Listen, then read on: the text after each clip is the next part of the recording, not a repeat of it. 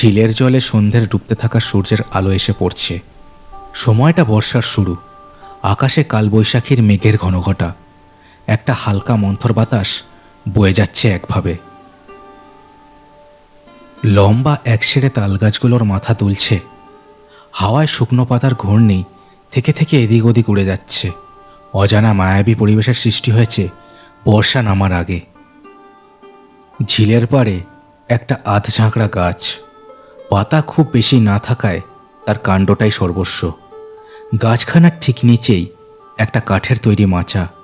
মাচার ছাউনিটা খুব বেশি পুরনো নয়, তবে মাচাটার ভালোই বয়স হয়েছে।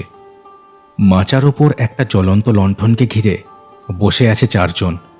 এটা চরণতান্ত্রিকের ঘেরা। এই ঘেরা বসছে আজ থেকে প্রায় মাস 6 আগে থেকে। জয়ন্ত, হরিপদ আর অরুণরা এই বুড়োটে লোকটার দেখা হঠাৎ করেই পেয়েছিল এই ঝিলপাড়ে। ঝিলপাড়ের বন্ধ ঘরটার দরজা খুলে হঠাৎ করেই কোথা থেকে যেন এই লোকটা এসে বাসা বেঁধেছিল। ওদের চারজনের মাঝে রাখা মুড়ি তেলে ভাজার গামলা থেকে এক খাবলা মুড়ি তুলে জয়ন্ত মুখে দিল। তারপর বলল, আহ, কি ফাইন ওয়েদার, তাই না চরণদা? আমার বউটাও এমন দিনে দিদির বিয়েতে গেল, সেই মধ্যমগ্রাম। ধুস। আহ, কি হচ্ছে জয়ন্ত? চরণদা গুরুজন, তার সামনে এসব আবার কি কথা? একটু চেপে বস দেখি চরণদা। চরণতান্ত্রিক চায়ের পেয়ালা হাতে এক মনে তাকিয়েছিল ঝিলের জলের দিকে। অরুণের ডাকে সে চটকা ভেঙে তাকালো ওদের দিকে। বল অরুণ, কি হলো? এমন মনোরম আবহাওয়াতেও তোদের কথা থামে না। কি দারুণ হাওয়া দিচ্ছে দেখ। বেশ, আমরা না হয় কথা থামিয়ে চুপ করলাম, কিন্তু তোমার মুখ বন্ধ থাকলে তো চলবে না। আমরা এখানে কি আর এমনি এমনি আসি গো? হে হে হে। কি বলিস জয়ন্ত? হ্যাঁ, কথাটা ঠিক। চরণদা, তুমি তোমার ঝুলি খোলো আর একটা কাণ্ড শোনাও দেখি তোমার। চরণ বিরক্ত চোখে জয়ন্তর দিকে দেখল। মাস 6 আগে এই এলাকায় এই ঘরখানা ভাড়া নিয়ে এসেছিল। ভেবেছিল মনে শান্তি পাবে, কিন্তু এখানেও দেখছে এই 3 মূর্তি এসে জুটেছে তার কপালে। আমার জীবনে আর কাজটাই বা কি? যা পয়সা জমিয়েছি তাতে আমার দিব্য কেটে যাবে, তাই এখন তোদের গল্পই শোনাই। আর কি? চরণদা, সেসব তো আমরা জানি। আমি বলছিলাম কি, আজ ঠিক ওই ভূত ঝাড়ানোর গল্প নয়, এমন কোনো ঘটনার কথা বলো যেখানে তুমি নিজেই ভয় পেয়েছো। মানে এমন কোনো কিছু যার কোনো ব্যাখ্যা তোমার কাছে নেই। আছে নাকি এমন কোনো ঘটনা? চরণতান্ত্রিক এ কথায় হাতের চায়ের পেয়ালায় একটা চুমুক দিয়ে শেষ করল। তারপর কাপটা নামিয়ে রেখে বলল, আছে। আমি আমার 52 বছরের এই জীবনে অনেক জায়গায় গেছি, অনেক ভূতও ঝাড়িয়েছি, কিন্তু এর মধ্যে একটা ঘটনার কথা আমি আজ অবধি ভুলিনি। এটা কিন্তু কোনো সাধারণ ভূত ঝাড়ানোর কথা নয়। এই কাজটা করতে গিয়ে আমার জীবনটাই যেতে বসেছিল প্রায়। আহ, চরণদা, এই এত ঘুরিয়ে ঘুরিয়ে বললে কি করে বুঝবো বলো তো? বাইরের আবহাওয়াটা দেখো। ওহ, এবার একটি ঝেড়ে কাশো দেখি, একেবারে জমে যাবে। হরিপদের কথা শেষ হতেই ঝিরঝির করে বাদলা নামলো। টালির চালের ওপর ঝিপঝিপ করে জলের শব্দ হতে লাগলো। সবাই চরণের মুখের দিকে তাকিয়ে থাকলো চাতক পাখির মতো। চরণতান্ত্রিক একটা দীর্ঘশ্বাস ছেড়ে একবার হাত জোর করে বিড়বিড় করে কি যেন বলল। তারপর ওদের দিকে তাকিয়ে বলতে শুরু করলো, ঘটনাটা ঘটেছিল প্রায় 20 বছর আগে। আমার তখনও গায়ে জোর, মনে সাহস, এসব ছিল একেবারে ভরপুর। বুঝলি, যে যেখানে বলতো ভালো টাকা দেবে শুনলেই আমি সেখানে দৌড় দিতাম। আমার জীবনের এই সময়ে আমি টাকাও কামিয়েছি প্রচুর। তা এমনই এক বৈশাখ মাসের সময়। আমি তখন ছিলাম দক্ষিণ 24 পরগনার এক অজপাড়া গায়ে। এখানে এসেছি প্রায় সপ্তাহখানেক হতে চলল। গ্রামের লোকেদের হাত দেখে দিই, কারো তাবিজ কবজের দরকার হলে সেটা করে দিই। এইভাবেই কাটছিল। গ্রামখানার নাম ছিল লতাশি। বেশ বড় লোকেরাও এই গ্রামে বাগান বাড়ি বানিয়ে রাখত সে সময়। ছবির মতো সুন্দর গাঁ ছিল সেটা। আমি ডেরা করেছিলাম গ্রামের মা রক্ষাকালীর মন্দিরের পাশের এক বটগাছের তলায়। সারাদিন নানান ধরনের লোক আসতো আমার কাছে। তাদের সব্বার অদ্ভুত সব সমস্যা আমি যতটা পারতাম মিটিয়ে দিতুম। তার বদলে যা টুকটাক পয়সা তারা দিত তাতেই আমার দিব্য কেটে যেত। একদিন দুপুরবেলা, সেদিন মাথার ওপর সূর্য একেবারে সপ্তমে, গনগনে রোদে চারিদিক চিরবির করে জ্বলছে। আমি পুকুরে ডুব দিতে যাচ্ছি। গ্রামের মাঝে পুকুর। সব্বার জন্য এই পুকুরখানা বানিয়েছিলেন বহুকাল আগে কোনো এক জমিদার বাবু। পুকুর ঘাটে পৌঁছে দেখি চারিদিকটা একেবারে নিঝুম। দুপুর রোদে কেউ কোথাও নেই। ছবির মতো জল টলটল করছে। ঘাটের কাছে একটা লোক শুধু বসে আছে। পরনের পোশাকটা দিব্যি দামি। লোকটা বসে বসে ঘুমে ঢুলছে। দৃশ্যটা একটু অদ্ভুত মনে হলো আমার। সিঁড়ি ভেঙে আমি পাশ দিয়ে নেমে যাচ্ছি। লোকটা পায়ের শব্দে চটকা ভেঙে আমার দিকে তাকালো। ও বাবা, আরে ঘুমিয়ে পড়েছিলুম। মা গো মা, এই যে ভাই শুনছেন? আমায় হঠাৎ ডাকলো কেন? আমি থমকে দাঁড়িয়ে তার মুখের দিকে তাকিয়ে রইলুম। লোকটার দু চোখের তলায় পুরো কালি, যেন সে ঘুমোয়নি বহু মাস ধরে। গলায় হাতে সোনার চেন আংটি, আর শরীরটা বেশ বড় সড়ো, তবে বয়স হয়েছে তার। নমস্কার, আমার নাম বিভূতি ঘোষ। একটা লোকের ঠিকানা আমায় বলতে পারবেন?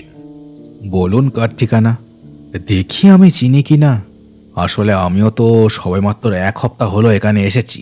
হো, আসলে আমি এই গ্রামের মা রক্ষাকালীর মন্দিরে যেতে চাই। এত রোদ, কিছুই চিনতে পারছি না, মাথাটাও ঘুরছে। সেখানে নাকি কোনো এক তান্ত্রিক বাসা করেছে, তাকে আমার একটু দরকার ছিল। তা মন্দিরটা কোন দিকে তা বলতে পারবেন? আগে আমি সেই লোক। আমারই নাম চরণতান্ত্রিক। কথাটা বলার শেষ ছিল শুধু, লোকটা একেবারে লাফ দিয়ে আমার পায়ের উপর পড়ল। আমি তো সে ঘটনায় চমকে উঠলাম একেবারে। বাবা বাবা, আমায় বাঁচাও বাঁচাও, আমার যে খুব বিপদ, আমায় বাঁচাও। আরে আরে করেন কি মশাই? উঠুন দেখি, উঠুন। কি মুশকিল, কি হয়েছে খুলে বলুন, উঠুন। লোকটা উঠে দাঁড়ালো। তার চেহারা দেখে সত্যি মায়া হলো আমার। সে আমতামতা করে বলল, এখানে বলবো না, আপনার ডেরায় চলুন।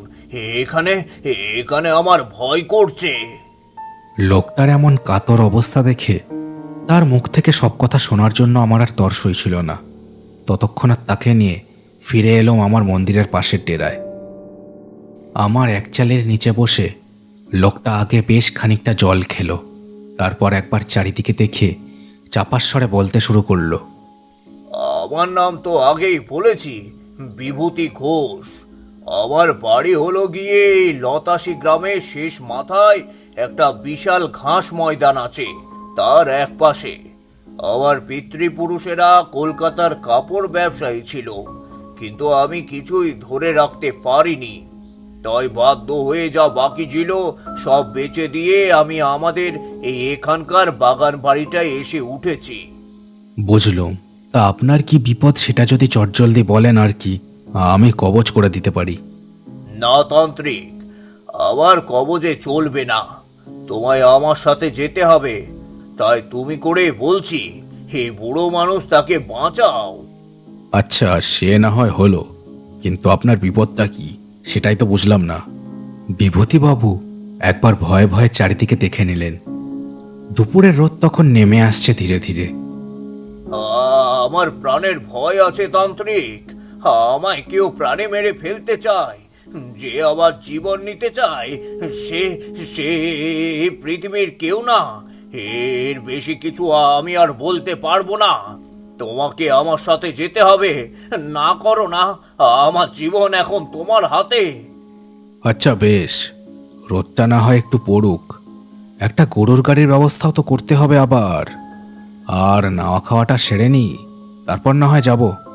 আপনি বসুন, আমি দেখি আমার কাজগুলো সেরে আসি। কথাটা বলে আমি তাকে বসিয়ে রেখে পুকুরের দিকে চললাম। একটা গরুর গাড়ির ব্যবস্থা করতেই হবে। অত দূর পথ আমি হেঁটে যেতে পারবো না। লতাশি ছোট গ্রাম নয়, তাই এই গ্রামের শেষের ঘাস জমিতে পৌঁছতে গরুর গাড়িটাই ভরসা। সন্ধ্যের মুখে লোকটা আর আমি চড়ে বসলাম নরেনের গরুর গাড়িতে। গ্রামের মাঝখান দিয়ে এগিয়ে চলেছে তার গাড়িটা। লতাশির বাড়িঘর সব ঝকঝকে, সাঁঝের আলোতে গ্রামের মানুষরা সব বাড়ি ফিরছিল। আমি একটু চিন্তায় পড়লাম। কোনো কিছু চিন্তা না করে একেবারে অচেনা এই লোকটার সাথে যাওয়াটা কি ঠিক হচ্ছে? কে জানে অদৃষ্টে আজ কি আছে। ভালোই হলো এই নরেনকে পেয়ে, নইলে অনেক রাত হয়ে যেত আমার বাড়ি অবধি পৌঁছতে। কি বলো তান্ত্রিক? তা ঠিক, ভালোই হলো। মুখে কথাটা আমি বললাম বটে, তবে মনে একটা খটকা বাজছিল। নরেনের এ গাড়ি তো আমি ঠিক করিনি। নরেন নিজেই এই গাড়ি এনে দাঁড় করিয়েছিল সন্ধ্যের মুখে মা রক্ষেকালীর মন্দিরের পাশে। কি জানি কোনো অজানা ষড়যন্ত্রে পা দিলাম নাকি? কি ভাবছো তান্ত্রিক? একটাও কথা কইছো না যে? না, কিছু ভাবিনি। তা কতক্ষণ লাগবে পৌঁছতে? ঘন্টা খানেক তো লাগবে। লতাশি তো আর ছোট্ট গ্রাম নয়। যাই হোক যাই হোক, আচ্ছা দাঁড়াও দাঁড়াও, এই নাও। কথাটা বলে লোকটা তার কাঁধের ঝোলা থেকে একটা শালপাতার ঠোঙা বের করলো। আমি অবাক হয়ে দেখলাম তাতে দুটো মোয়া রয়েছে। ও মা, এ তো মোয়া! আপনি মানে এই মোয়া সঙ্গে নিয়ে ঘুরছিলেন নাকি? সকালে তোমার খোঁজে বেরোনোর সময় সঙ্গে নিয়েছিল, আর খাওয়া হয়ে ওঠেনি। না হয়ে দারুণ স্বাদ, জয়নগরের মোয়া। নাও নাও। আমি একটা মোয়া নিয়ে মুখে দিলাম, দিব্য মিষ্টি স্বাদ। কিন্তু আবার একটা খটকা লাগলো। লোকটাকে দুপুরবেলা যতটা অসহায় মনে হয়েছিল, এখন যেন কোনো চিন্তাই নেই তার। উল্টে তার মধ্যে একটা অচেনা উত্তেজনা ভর করেছে। সমস্ত ব্যাপারটা যেন বড় গোলমেলে আর অদ্ভুত। মোয়াটা খাওয়ার পরে আমার কেমন যেন মনে হলো। দু চোখ হঠাৎই ভার হয়ে এলো। চোখের ওপর কালো একটা পর্দা নেমে এলো ধীরে ধীরে। তবে চোখ বন্ধ হতে হতেই দেখলাম লণ্ঠনের আলোতে লোকটা কেমন জুলজুলে চোখে আমায় দেখছে।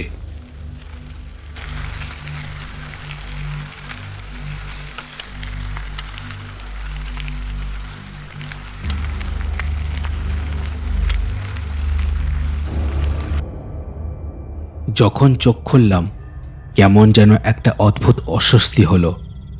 দেখলাম আমার গায়ে একটা মোটা দড়ি পাকিয়ে পাকিয়ে বাঁধা। গাড়ির ভেতরটা খালি, আর গাড়িটা দাঁড়িয়ে আছে।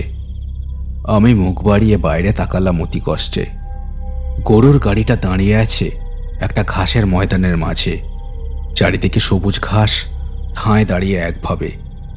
ময়দানের মাঝে একটা জায়গায় আগুন জ্বলছে দূরে। সেখানে দুজন লোককে দেখা যাচ্ছিল। দূর থেকে বুঝতে পারছিলাম না ওরা কারা, তবে বুঝতে পারলাম কোনো ভয়ানক কারোর পাল্লায় পড়েছি। বেঁচে ফিরতে পারবো কিনা জানি না। হঠাৎ দেখলাম গাড়িটার থেকে কিছুটা দূরের ঘাসের ময়দান কেমন যেন দুলে উঠল। হাওয়া বাতাস নেই, অথচ ঘাস নড়ছে। গরুগুলো হঠাৎই যেন ভয়ে ডাক ছাড়ল। গাড়িটা দুলে উঠল তাদের নড়াচড়ায়। কে কে কে কে কে ওখানে? কে? ভয়ের চোটেই আমার গলা থেকে আওয়াজটা বেরিয়ে পড়েছিল নিজে থেকে। আমার চিৎকারেই ঘাসের নড়াচড়াটা থামল। যে বা যারা ঘাসের মধ্যে আছে তাকে হয়তো এবার দেখা যাবে। আমার আশঙ্কাকে সত্যি করেই ঘাসের মধ্যে থেকে একটা চাদর ঢাকা লম্বা মূর্তি উঠে দাঁড়ালো। তার মুখ চোখ কোনো কিছুই দেখা যাচ্ছে না, অথচ তার দিকে তাকিয়েই আমার যেন সারা শরীর একেবারে হিম হয়ে গিয়েছিল। এমন সময় ঘাসের ওপর খসখস করে পায়ের শব্দ পেলাম। চমকে অন্যদিকে তাকিয়ে দেখি বিভূতি আর গাড়োয়ান নরেন আসছে। ওদের মুখ চোখে সারা পৃথিবীর শয়তানি এসে হাজির হয়েছে। এই এই কি ব্যাপার? হ্যাঁ, আমায় আমায় এভাবে বেঁধেছ কেন? কি ব্যাপার? বিভূতি আর নরেন গাড়ি থেকে একটু দূরে দাঁড়িয়েছিল। বিভূতি একবার ঘাসের ময়দানের দিকে দেখে নিল, তারপর বলল, ভয় পাস না তান্ত্রিক, ভয় পেয়ে আর কি হবে? আর খুব বেশিক্ষণ যে তোর জীবন নেই রে বা, ভয় পাস না। কি বলছেন বিভূতিবাবু? আমি যে কিছুই বুঝতে পারছি না। বুঝতে পারবি কি করে? সবটা বললে তবে না বুঝবি। বাবা, আপনি তো বলেন কারো শেষ সময় করা প্রশ্নের উত্তর সব সময় দেওয়া উচিত। ঠিক ঠিক বলছি তান্ত্রিক, তোকে সব সব বলছি। আমি তোকে সব কথাই ডাহা মিথ্যে বলেছিলুম, বুঝলি? আমি কোনো বনেদি বাড়ির উত্তরসূরি নই রে। আমিও তোর মতো তান্ত্রিক। আমার নাম নিলে নিলে তান্ত্রিক।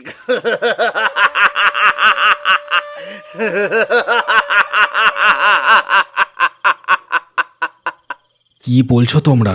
আমি যে কিছুই বুঝতে পারছি না। কি বলছো? আমি ভয়ে চিৎকার করে উঠেছিলাম আর নিজেকে ইচ্ছে করেই একরকম আছড়ে ফেলেছিলাম গাড়ি থেকে মাটির ওপর। এই করিস কি? দেখো বাবা, দেখো কেমন পাঁকাল মাছের মতো ছটপট করছে, দেখো।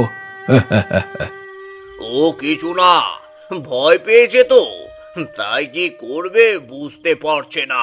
বললাম তো ভয় পাস না, আর কিছুক্ষণ মাত্র।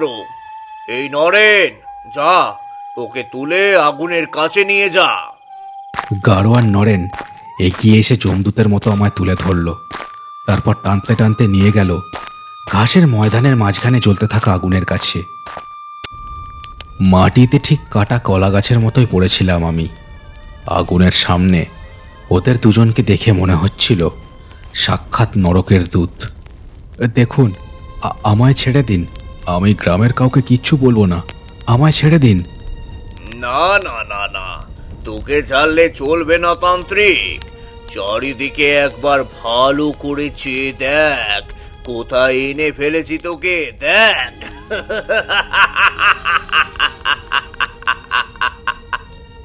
বিভূতির কথায় আমি চারিদিকে চেয়ে একবার দেখলাম।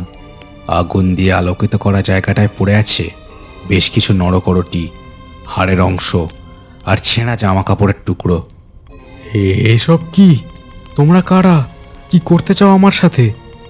তোর শেষ প্রশ্নের উত্তর আমি দিচ্ছি। আমি আর আমার চেলা নরে, আমরা এখানে যক্ষ পিশাচের সাধনা করি রে, যক্ষ পিশাচ।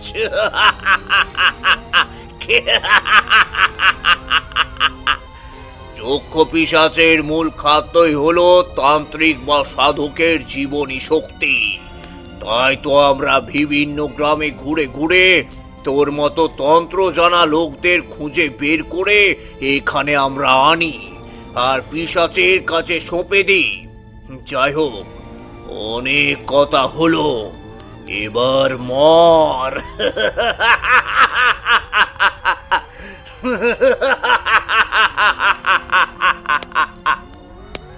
বিভূতি কথাটা বলতেই নরেন হাতের মশালটা তুলে নিয়ে একপাশে সরে দাঁড়ালো। আর সে তার একটা হাত মুখের কাছে ধরে বিড়বিড় করে কি যেন বলে ছাইয়ের মতো কিছু একটা ছড়িয়ে দিল বাতাসে। আমি আর কিছু বলার মতো অবস্থায় ছিলাম না। ভয়ে আমার শিরদাঁড়া যেন জমে বরফ হয়ে গিয়েছিল।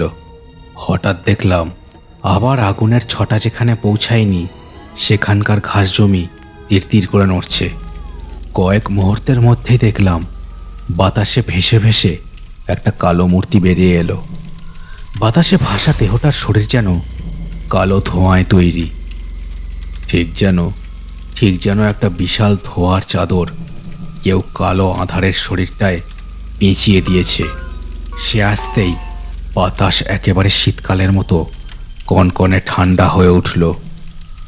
ধোঁয়ার শরীরটা বাতাসে ভেসেই আমার মুখের সামনে এলো। প্রবল শীতে একেবারে কাহিল হয়ে পড়েছিলাম আমি। বিস্ফারিত চোখে দেখছিলাম ছায়া শরীরের মুখ আর চোখ ঠিক যেন লাল অঙ্গারের মতো জ্বলছে। যক্ষ পিশাচ তার হাতের থাবাটা তুলে আমার বুকের ওপর বসে একটা টান দিল। আমার জামা ছিঁড়ে শরীরের ওপর বসে গেল তার নখ। কিন্তু হঠাৎই যে কি হলো, পিশাচটা একটা তীব্র গোঙানির মতো শব্দ করে ছিটকে গিয়ে পড়লো আবার ঘাসের মধ্যে। এই কাণ্ডে বিভূতি আর নরেন একেবারে হকচকিয়ে গিয়েছিল। নরেন হাতের মশালটা একদিকে ছুঁড়ে দিয়ে দৌড়ে এলো আমার কাছে। এই, কি করেছিস তুই? এরকম তো হওয়ার কথা ছিল না। কি হলো বাবা? পিশাচ আজকে খাদ্য গ্রহণ করলো না কেন? ওরে মূর্খ, তুই ওখানে গেলি কেন? হতভাগা, সরে আয়, সরে আয়। কি যে হচ্ছে আমিও বুঝতে পারছি না। আহ, তোরা কিছু বুঝতেও পারবি না। ভুল লোককে এখানে ধরে এনেছিস তোরা। এবার তোদের পালা। হঠাৎ এই কথাটা বলেই আমি আমার হাতে ধরা মাটির তলায় শরীর বন্ধনের মন্ত্র পড়ে ফোঁ দিয়ে ছড়িয়ে দিলাম বাতাসে। বিভূতি একেবারে হতবাক হয়ে গিয়েছিল এই কাণ্ডে। এই মাটি আমি তুলেছিলাম গরুর গাড়ির চাকার নিচ থেকে। সাধে কি আর আমি নিজেকে আশ্রে ফেলেছিলাম তখন গরুর গাড়ি থেকে? আমার মন্ত্রের জোরে নরেন আর বিভূতি নড়তেও পারছিল না তখন। আমি নিঃশ্বাস বন্ধ করে তার অপেক্ষা করছিলাম। আবার অন্ধকারের ঘাস নড়ে উঠল আর সে উঠে দাঁড়ালো। এবার তার ক্রোধ ভরা নিঃশ্বাসের শব্দ শুনতে পাচ্ছিলাম আমি। ধীরে ধীরে সে এসে দাঁড়ালো নরেনের সামনে। তারপর একটা থাবা দিয়ে তার গলাটা চেপে ধরল। নরেনের মুখ দিয়ে হো হো করে তার জীবন শক্তি বেরোতে লাগলো, আর শোষকের মতো সেই জীবন শক্তি শুষে নিল দক্ষ পিশাচ। নরেনের প্রাণহীন দেহটা মাটিতে কাটা কলা গাছের মতো আছড়ে পড়ল। আমি এক মনে ইষ্টদেবের নাম স্মরণ করছিলাম তখন। এরপর সে গিয়ে দাঁড়ালো বিভূতির সামনে। বিভূতির দু চোখ ভয় আর অবিশ্বাসে একেবারে ঠিকরে বেরিয়ে পড়েছিল।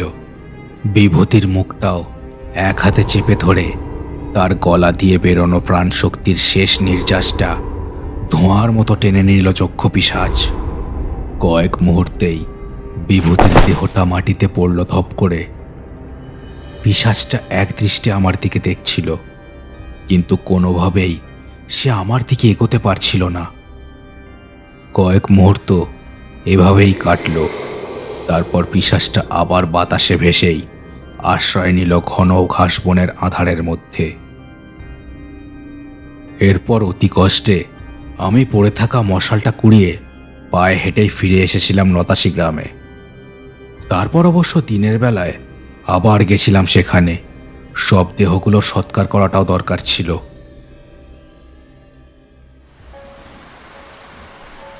বাইরে তখন বেশ ভালোই বাদলা শুরু হয়েছে। কারোর মুখে আর কোনো কথা ছিল না। দূরে তাল গাছগুলোর মাথাগুলোই শুধু দুলছিল বিরামহীনভাবে। নিস্তব্ধতাকে কাটিয়ে অরুণী সবার আগে বলে উঠল, বাহ, ভালোই তো গুলের পাহাড়ে গরুর গাড়ি চড়ালে চরণদা। পারো বটে তুমি। যক্ষ পিশাচ না ছাই পিশাচ। চরণতান্ত্রিক কটমট করে তার দিকে চেয়ে বলল, আমি জানতুম এই ঘটনা শুনলে তোরা কথাই বলবি। ওরে, সেদিন গরুর গাড়ির তলা থেকে মাটি তুলে আমি আগেই গায়ে মন্ত্র পড়ে গাত্রবন্ধন না করলে একেবারে মারাই পড়তুম, বুঝলি? আর কি ভেবেছিস সে যক্ষ পিশাচ আমাকে ছেড়ে দিয়েছে? সে এখনো আমার পিছনে লেগে আছে রে। তোরা খালি চোখে কি আর তাকে দেখতে পাবি? আমি দেখালে তবে দেখতে পাবি। দেখাও দেখি। দেখাতে পারলে তোমার ওই দুটো পায়ে লুটিয়ে থাকবো সারা জীবন, কথা দিলাম। দেখাও দেখি। হরিপদর কথাটারই যেন অপেক্ষা করছিল চরণতান্ত্রিক। তার ফতুয়ার পকেট থেকে একদলা ছাই বের করে বিড়বিড় করে মন্ত্র করে বাতাসে ছুড়ে দিল সে। ওদের তিনজনের বিস্ফারিত চোখের সামনে একটা লম্বা কালচে মূর্তি আটচালার বাইরে বাতাসে প্রকট হয়েই আবার মিলিয়ে গেল। আঁধারে শুধু ভেসে রইল তার দুটো চোখ, লাল আগুনের কয়লার টুকরোর মতো জ্বলন্ত দুটো চোখ। শেষ হলো কার্টুনস অ্যানিমেশনসের আজকের গল্প। আজকের গল্পটা কেমন লাগলো সেটা আমাকে কমেন্ট করে জানাতে ভুলো না। চ্যানেলটাকে সবাই সাবস্ক্রাইব করে দিও আর গল্পটাকে শেয়ার করে দিও তোমার বন্ধুদের সাথে। দেখা হচ্ছে আর পরের ভিডিওতে। সবাই খুব ভালো থেকো।